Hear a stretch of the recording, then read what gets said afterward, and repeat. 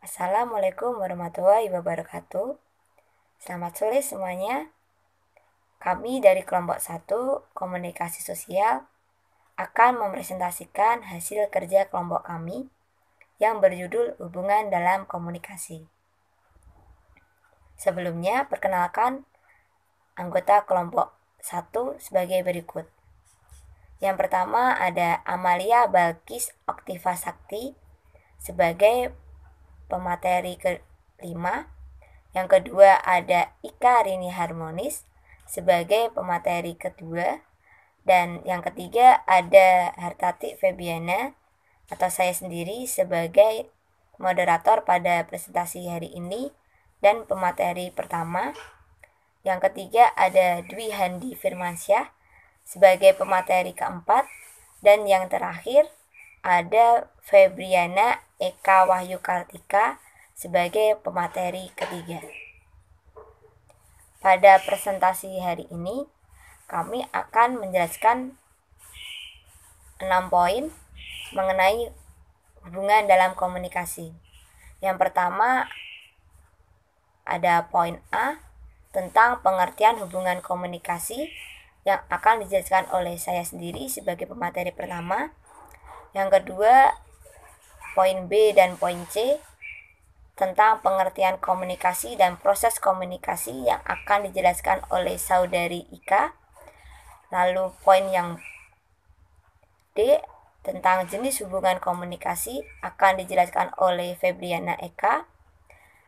Poin E tentang jenis-jenis komunikasi akan dijelaskan oleh saudara Handi. Dan poin yang terakhir tentang hambatan dan pengendalian komunikasi akan dijelaskan saudari Amalia.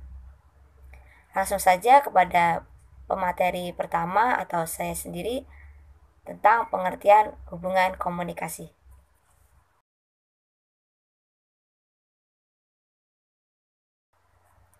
Poin A, hubungan komunikasi. Pengertian hubungan komunikasi ini merupakan suatu kesinambungan interaksi antara dua orang atau lebih, di mana dalam interaksi ini adanya saling memberikan pesan atau informasi satu sama lain. Contohnya seperti kita dalam suatu kelompok belajar, di mana kita memberikan informasi kepada kelompok atau teman kita, kemudian sebaliknya kita memberikan informasi kepada kita mengenai tugas-tugas yang ada, sehingga dapat mengerjakan tugas tersebut dengan baik dan benar. Pengertian komunikasi. Komunikasi merupakan kegiatan saling menyampaikan suatu pesan informasi kepada orang lain ataupun pada suatu kelompok. Definisi komunikasi menurut para ahli. Yang pertama, menurut Robin, komunikasi adalah kegiatan perilaku atau kegiatan penyampaian perasaan atau informasi tentang pikiran atau perasaan. Yang kedua, menurut Davis 1981, komunikasi adalah sebagai pemindahan informasi dan penyampaian dari suatu orang ke orang lain. Yang ketiga, menurut Crombie, komunikasi berusaha untuk mengadakan persamaan dengan orang lain. Yang keempat, menurut Hamburg 1978, artinya komunikasi adalah sebagai pembicara atau penyampaian pesan, informasi, pikiran, perasaan yang dilakukan seseorang kepada orang lain dengan mengharapkan jawaban tanggapan dari yang lain. Selanjutnya adalah proses komunikasi. Proses komunikasi adalah bagaimana sang komunikator menyampaikan pesan kepada komunikannya, sehingga dapat menciptakan suatu persamaan makna antara komunikat dengan komunikatornya. Nah, model komunikasi itu dibagi menjadi dua, yaitu Aristoteles dalam buku Retorika dan David Carbello. Oke, selanjutnya saya, Febriana, akan menjelaskan materi mengenai jenis hubungan komunikasi. Udah terlihat ya teman-teman di PPT bahwa jenis komunikasi itu ada dua ya.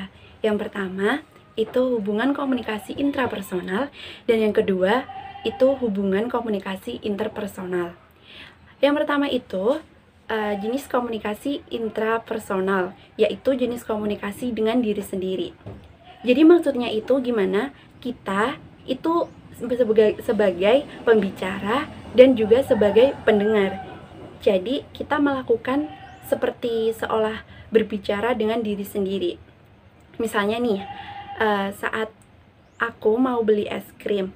Nah, aku tuh bingung mau es krim rasa apa. Misalnya ingin rasa strawberry atau rasa coklat nih. Dan secara tidak sadar, aku sudah melakukan jenis hubungan komunikasi intrapersonal ini. Seperti itu. Jadi intinya, aku itu sudah melakukan intrapersonal yang mana aku sudah memahami diri sendiri dan mengenali diri sendiri. Oke, selanjutnya yang kedua, itu ada jenis komunikasi hubungan interpersonal atau dengan orang lain. Aku yakin teman-teman pasti udah tahu ya, contohnya kayak gimana, udah pasti sering dilakukan dan sering terjadi pada kehidupan teman-teman. Jadi contohnya aja nih, teman-teman itu sedang melakukan komunikasi dengan orang lain. Lagi berbicara kah atau curhat kah, itu sudah melakukan hubungan interpersonal, yaitu adanya pemahaman dengan orang lain. Jadi nih, aku kasih satu tips buat teman-teman untuk mengingat perbedaan antara intrapersonal dan perbedaan interpersonal. Jadi ingat aja kalau intra itu dengan diri sendiri, intra. Kemudian yang inter itu dengan orang lain, antar pribadi. Jadi kalau ingat-ingat aja, intra dengan diri sendiri dan inter dengan orang lain. Seperti itu. Sekian dari saya, terima kasih. Jenis-jenis komunikasi. Pada dasarnya komunikasi digunakan untuk menciptakan atau meningkatkan aktivitas hubungan antar manusia ataupun kelompok. Jenis komunikasi terdiri dari 1. Komunikasi verbal. Komunikasi verbal adalah komunikasi yang disampaikan komunikator kepada komunikan dengan bentuk lisan maupun tulisan. Komunikasi ini sendiri mencakup beberapa aspek, yaitu 1. Vocabulary atau pembendaharaan kata-kata. 2. Racing atau kecepatan. 3. Intonasi suara. 4. Humor. 5. Singkat dan jelas. Dan 6 adalah timing atau waktu yang tepat. Kedua, yaitu komunikasi nonverbal. Yaitu komunikasi nonverbal adalah komunikasi yang disampaikan komunikator kepada komunikan yang umumnya menggunakan bahasa tubuh seperti gerakan tangan, raut wajah, dan sentuhan. Yang termasuk komunikasi nonverbal yaitu ekspresi wajah, kontak mata, sentuhan, dan lain sebagainya.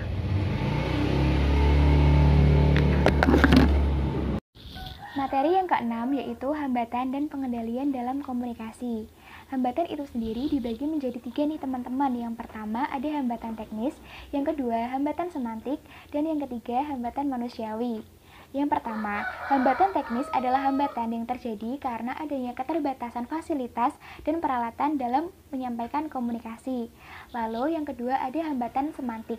Hambatan semantik ini merupakan hambatan dalam bahasa yang digunakan oleh komunikator maupun komunikan dalam menyampaikan suatu informasi sehingga nanti akan menimbulkan yang namanya miskomunikasi. Lalu yang ketiga ada hambatan manusiawi. Nah, hambatan manusiawi adalah hambatan yang terjadi karena adanya faktor emosi dan prasangka pribadi, persepsi, ketidakcakapan maupun kecakapan, kemampuan maupun ketidakmampuan alat-alat panca indera seseorang. Nah, setelah tadi membahas hambatan, sekarang kita masuk pada pengendalian. Pengendalian dalam komunikasi dibagi juga menjadi 3 untuk menjawab hambatan-hambatan tadi nih teman-teman. Seperti pengendalian teknis, pengendalian semantik, dan juga pengendalian manusiawi.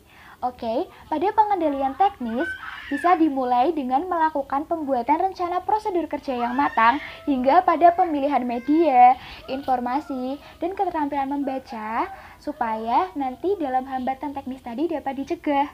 Selanjutnya, pengendalian semantik. Nah, untuk menghindari miskomunikasi dalam pengendalian semantik, seorang komunikator harus memilih kata-kata yang tepat sesuai dengan karakteristik komunikasinya, seperti dari kemungkinan penafsirannya, terus tingkat dari pendidikan komunikannya, seperti itu. Dan yang ketiga ada pengendalian manusiawi. Untuk mengendalikan hambatan manusiawi dapat dilakukan dengan peningkatan kontrol diri terhadap hal-hal negatif seperti tadi, kita menghindari persepsi negatif, lalu menghindari pikiran-pikiran negatif dalam menyampaikan komunikasi. Kesimpulan yang dapat kita ambil pada presentasi hari ini yaitu hubungan komunikasi merupakan kesinambungan antara dua orang atau lebih yang saling memberikan pesan ataupun informasi. Jadi, hubungan dalam komunikasi ini penting bagi seseorang untuk melakukan komunikasi secara efektif dan efisien dengan memperhatikan apa saja hambatan dengan pengendaliannya. Sekian presentasi dari kelompok 1. Mohon maaf jika ada kesalahan dalam pengucapan kata ataupun kalimat. Jika ada materi yang kurang paham atau ada pertanyaan, bisa ditanyakan kepada kelompok kami. Sekian dan terima kasih. Wassalamualaikum warahmatullahi wabarakatuh.